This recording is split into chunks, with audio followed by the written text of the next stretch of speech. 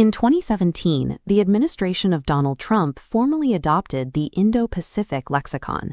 Within months, it became the defining term of American diplomacy in the region. This terminology triggered immediate suspicion across Asian strategic circles. Many viewed the concept as a calculated trap, an American attempt to lure unaligned nations into a rigid anti-China alliance. Yet, as American political rhetoric cycles, this fear often swings to its polar opposite.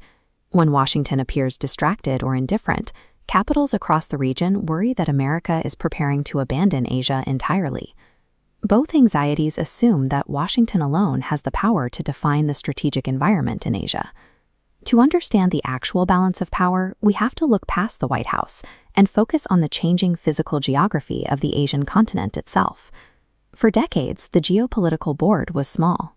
The Cold War alliance system was geographically restricted, clustered almost entirely in Northeast Asia. But as China rapidly expanded its economic and military reach, its influence pushed past those old boundaries, rendering the traditional map obsolete.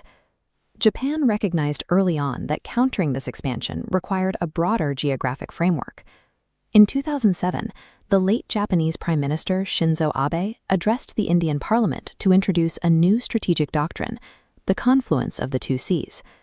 Abe argued that the Indian and Pacific Oceans had become a single, inseparable theater. To him, the democracies along these shores must work together to maintain a stable, open order. Since then, Japan has transformed its defense capabilities. It has deployed long-range strike missiles and reorganized its maritime forces to act as a primary regional actor rather than a mere dependent of the U.S. military. Asian democracies built this defensive architecture to preserve their own regional order, long before the term became a staple of Western political rhetoric. Publicly, Beijing dismisses the Indo-Pacific as an artificial construct designed to contain China's rise. However, China's own survival strategy relies on resources located far beyond the Pacific, specifically energy from the Middle East and raw materials from Africa. To secure these lifelines, China built massive overland corridors linking its western provinces directly to the Indian Ocean. To protect these routes, Beijing established a continuous naval presence that now stretches across the entire Indian Ocean. This strategy is supported by an expanding network of dual-use commercial ports, stretching from Southeast Asia to the eastern coast of Africa.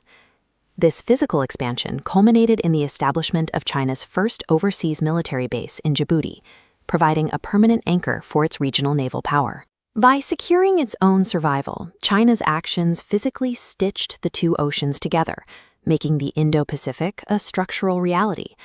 Regional powers have already adapted to this merged map. Nearly a decade ago, India formally embraced the Indo-Pacific as the widening arena of its strategic interests. Under Prime Minister Narendra Modi, India is proactively building deep partnerships to counter shared threats, including economic coercion. Japan, guided by leaders like Sanai Takaichi, has firmly doubled down on Abe's original vision, pushing for joint security declarations that move beyond old alliance structures. This alliance manifests in the physical integration of critical mineral supply chains, shared defense industrial projects, and coordinated maritime security forces.